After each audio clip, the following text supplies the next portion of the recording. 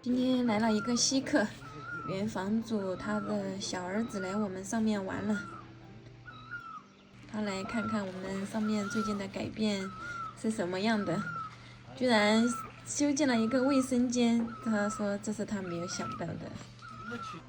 他說這裡和他們賣房子之前還是有很大的变化的，特別是環境方面。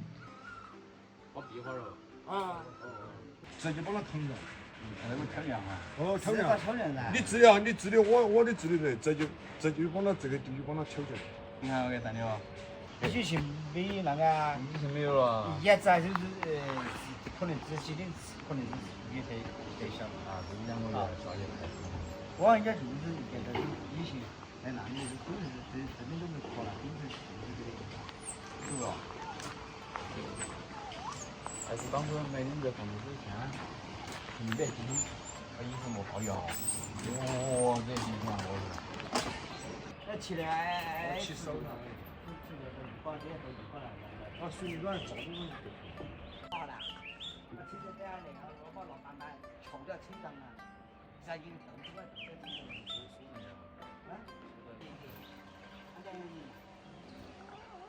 这住宿也蛮上面。而且这几句红都把我就看进去了。让他要先把这起飞，应该要我等候，我才讲。要提啊，然后我不好听，那个提啊提的。我今年那个和板零起他不能上。我懂你意思了，现在让他零接起来，在这边，然后这些他说了，随你把它要去。那个提领起来几百块钱，好几百块钱。这也是大好不零了。那公嘛，这是儿子修的，就是那看没事。我都叫像这个房子有点像，那个刘峰有点像。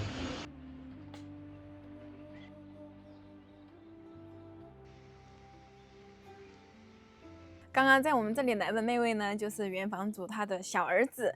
想必之前大家也見過，因為之前剛買這個房子的時候呢，這裡堆了一大堆的柴火，他和他的大哥一起上來幫忙搬下去的。自此之後呢，他就再也沒有上來過了。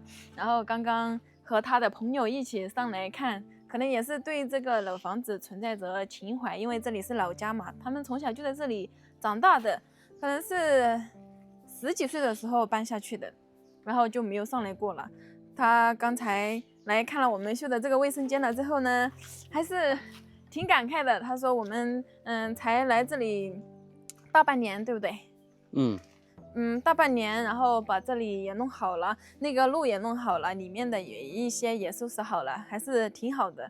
他說賣給我們還就是這個決定還是做得挺對的，因為之前就是叔叔嘛，他一個人在上面住，他也不維修，就是這個房子哪裡壞了他就讓它壞，就是不怎麼花錢去維修。但是我們在這裡來呢，把這個房子給它維修好來，保存好了這個房子，他還是挺欣慰的。而且他還說了一個問題，就是他說如果以後這裡發展得很好的話，因為這後面這個森林是他們的嘛，他隨隨便便在這森林裡面開一個地基出來就可以修一棟房子。因為之前他也跟我們提過，他說如果這個房子賣了沒有關係，因為他們還有地嘛，想來修房子隨隨便便，因為他們也是本村的人，說在後面的森林裡面隨便起一棟房子的分分鐘的事情。他上來也是想看一下這上面的改變的變化有多大。然後呢，還提到了一個問題呢，就是我們這個保坎的問題。真的說來也挺奇怪的，他跟我們說他們這個房子在這裡40-50年了，這裡從來沒有塌方過，因為下面的房子修建的比他們上面的房子還要晚，這是後面修建的，他們的房子修建了幾年了之後，這下面的房子才修起來，這裡都是他們下面挖的，挖了之後呢也一直是這樣啊，一直沒有塌過。就是我們買的時候，我們準備買的那個，就是我們今天說買，明天它就塌了，就是塌的這個地方。這真的難道是運氣不好嗎？還是說有那個說法，也說不一定啊。你說是最近幾年降雨量比較大，但是以前的那40-50年不可能說每一年都乾旱吧，有一點說不過去，對不對？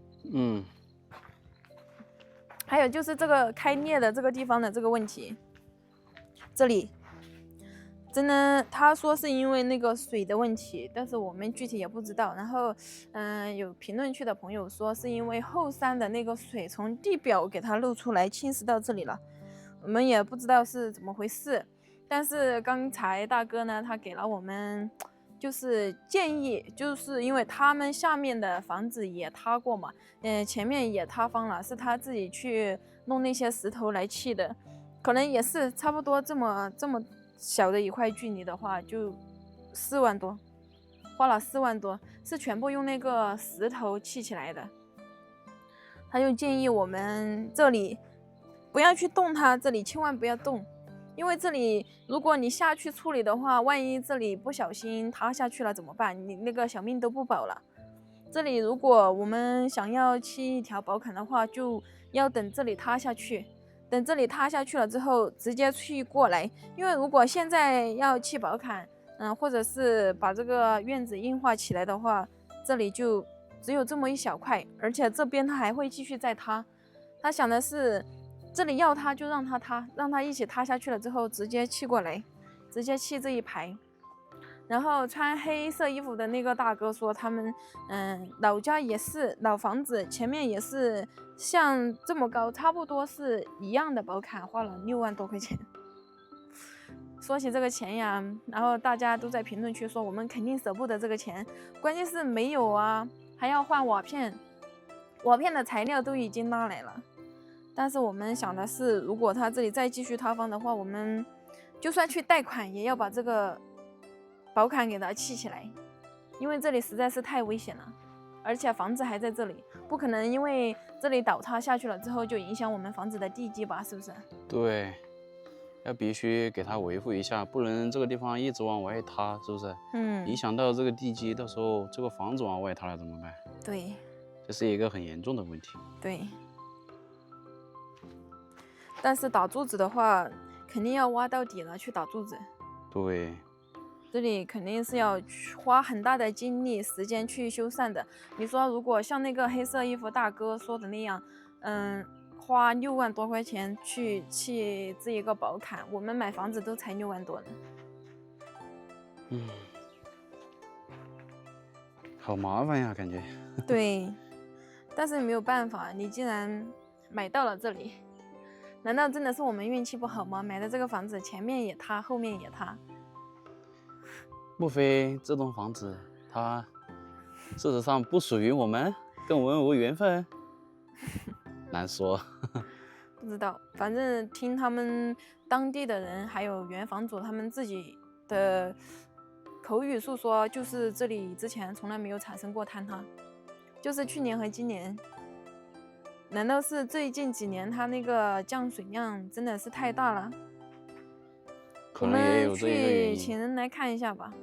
對，如果有那種專業的師傅的話，讓他來給我們評估一下，看有沒有那種比較好的方法，可以幫他這裡修起來。